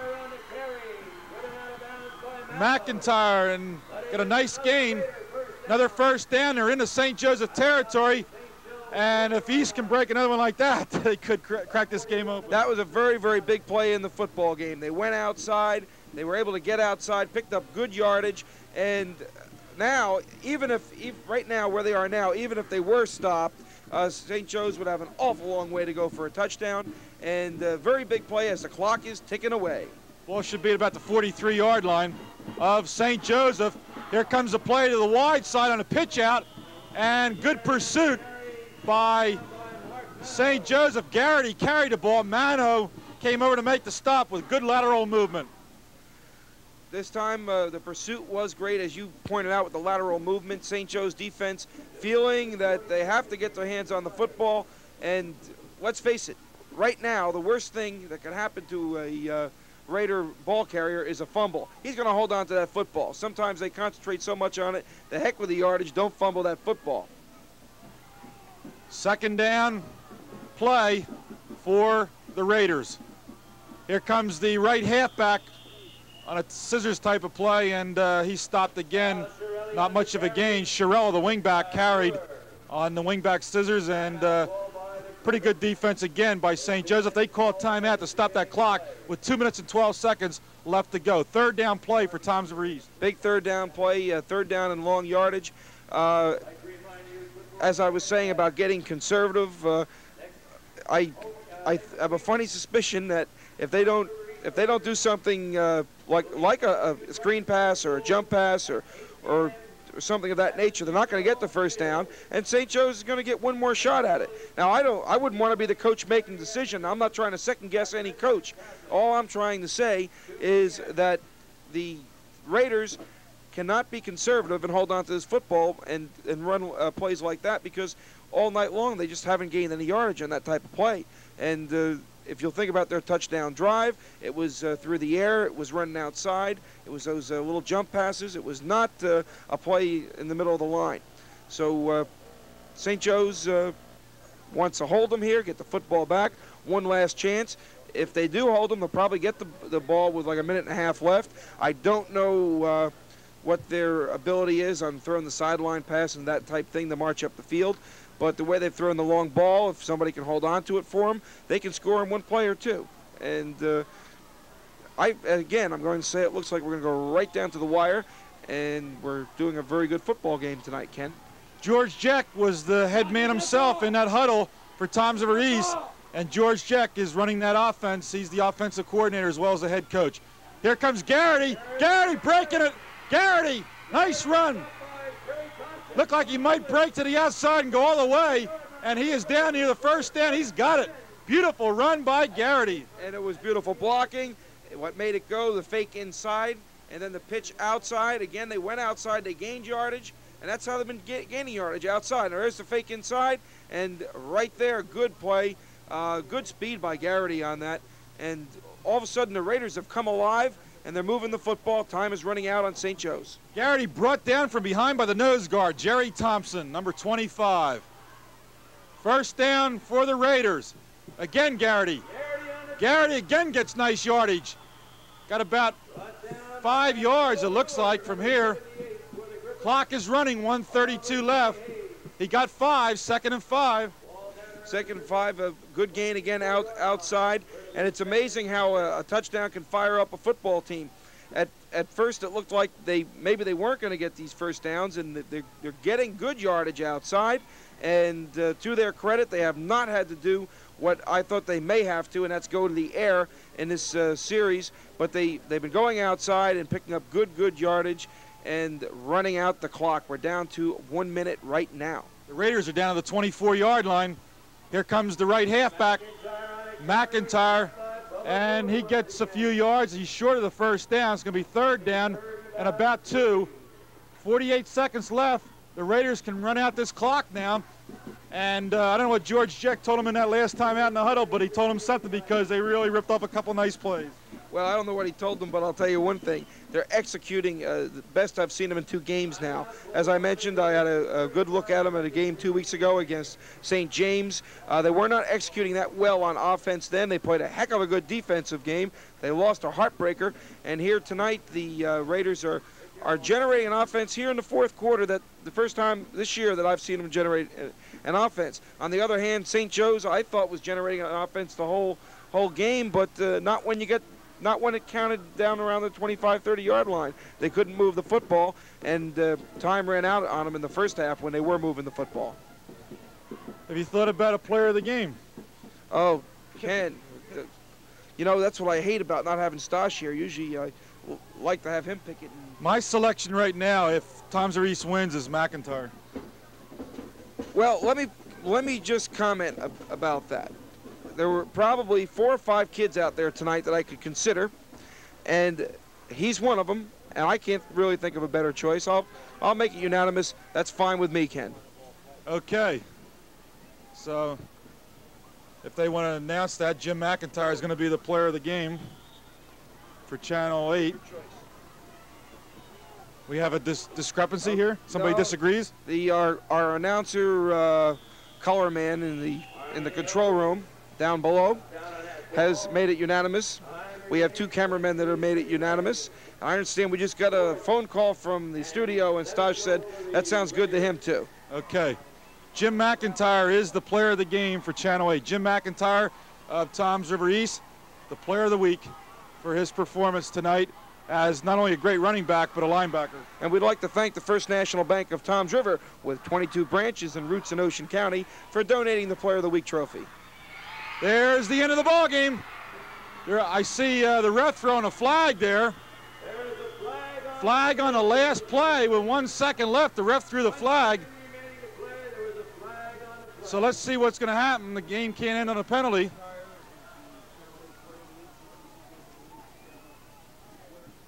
All right, the official's going to have to get order restored here because he threw the flag before time ran out.